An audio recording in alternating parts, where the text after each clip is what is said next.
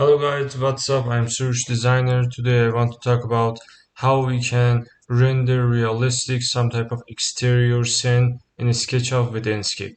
So for the starter, I'm gonna click on the Start Enscape, and I want to show you how we can create some renders without any type of objects in Enscape. So we can reach to some good type of results. So now this is our Enscape environment. At first I'm going to press F on my keyboard and create some view with the Enscape. I don't want to save Enscape some position, so I uncheck it from here. We have some pitch. I want to type 0, and for yaw I want to type 73, or maybe some number about 74, like this. You can see when we add it to near to 90, our camera will turn to the left side, and when we reduce this number, our camera will rotate to the right side. So I think 66 is good for our job, and the X is about 36.6, and Y is okay, and the Z is about negative 11. So now I want to add it, for example, landscape, and favorite it. So I don't have any type of custom preset. So I'm going to create my new frame in Enscape. Actually, when I click on the landscape and when I click on the same one, I can see the differences between each other. So now time for the save frame. I'm going to turn on the save frame in here, and we must decide that which type of resolution we want to render our job. So for this job, I think some resolution about maybe portrait is not bad. So I'm going to turn it to the custom and replace these numbers with each other. 1080 for the widths and the 9020 for the heights. As you can see, now we have some portrait camera setting in here. Now we want to use field of view. Actually, when I reduce the field of view, I can zoom on my scene.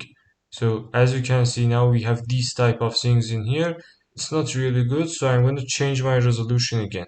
I will turn it to the some resolution like 1080 1080, and at the main port I want to increase my field of view a little bit. As you can see, this is our result in here. We can adjust our camera like this and turn it to the 2-point perspective. So now I will open the visual setting again and decrease the zoom position about, for example, 26 for the field of view. And now we have the exposure about 50, and I'm gonna increase it to the 54 in here. So if I increase the outline, I will see some type of sketchy renders in here. It's not bad for this job, but for now I don't want to use it. And in the modes, we can change it to the white mode or the polystyrol. Another type of thing is the light view called lux. As you can see, the places with some type of yellow have the best lighting with the sun source, and some places like the red is completely barren with the sun's position. Some places near to the green or blue, we have some type of hyperlights in here. Hyperlights automatically adjust in the Enscape rendering. So I want to change it to the none option because I want colorful render. I can turn on the depth of field in here and turn off the autofocus. Now I can change my focal point, very simple and easy. As you can see in this place, I want to completely focus on my target, so I'm going to change it to the 18.40. And if I increase the depth of field, if you look at this environment, you can see we have some type of blurriness.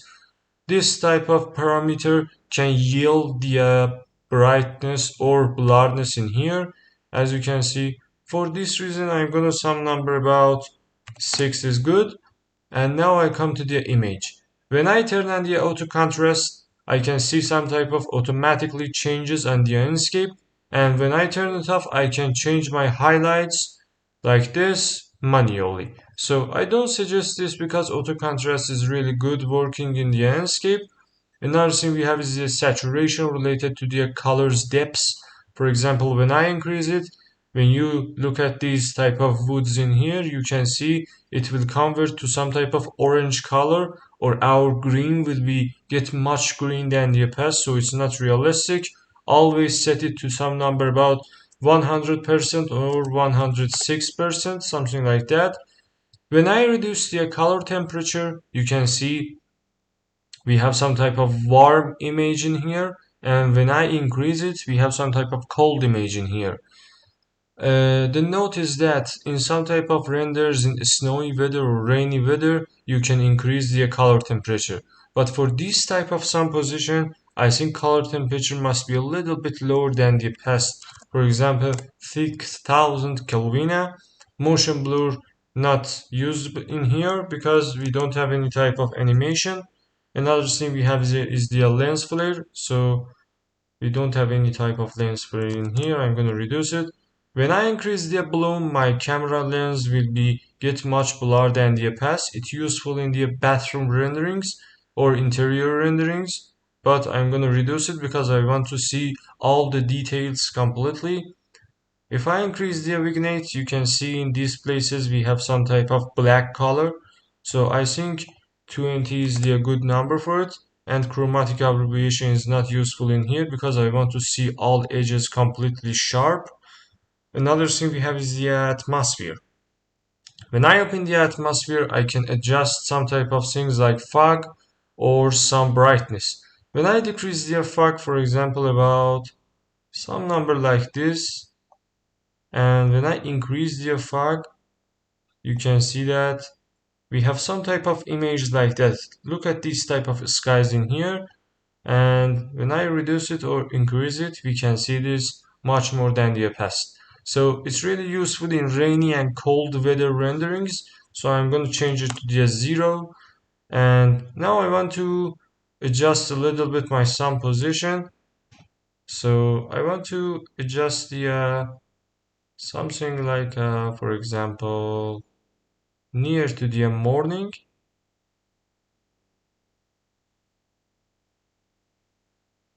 something like that. And now I can adjust my sun position in the sky, very simple and easy, something like this.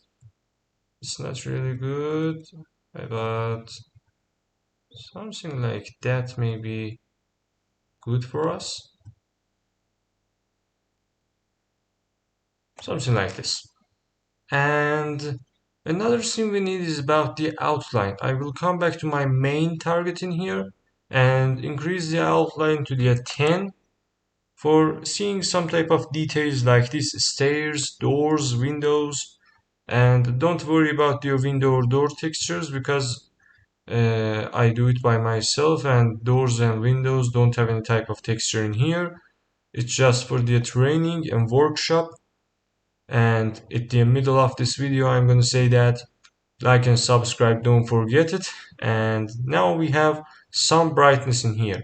When I increase the sun brightness, you can see we have some non-realistic rendering here. So this is not really professional. So always set the sun brightness to some number about 70, and night sky brightness not in our mode, but the shadow sharpness is an important value in the day renderings. So when I increase the shadow sharpness, you can see we have completely sharp shadows in our area, but it's a little bit artificial, so you can reduce the shadow sharpness, for example, to some number about 12.